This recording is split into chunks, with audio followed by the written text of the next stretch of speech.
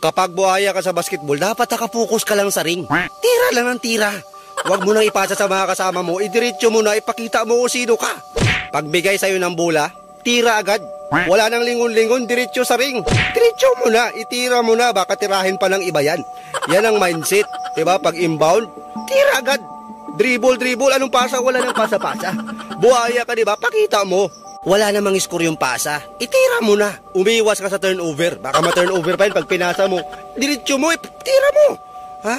Hayaan mo yung coach mo. Anong pasa-pasa, anong play? May kamay ka. Pwede mong itira, patalikod, pakaliwa.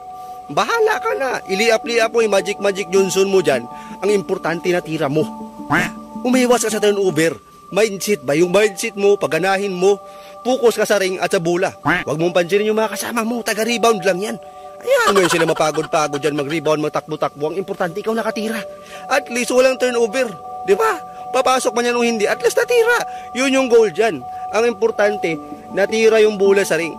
Kasi, dalawa lang yun papasok o hindi. Importante, ikaw nakatira. Pag tira mo, hayaan mo sila mag-rebound dyan. Di ba? Focus ka lang sa ring, focus ka lang sa bola. Pagpasa sa'yo, tira agad. Tira lang ng tira.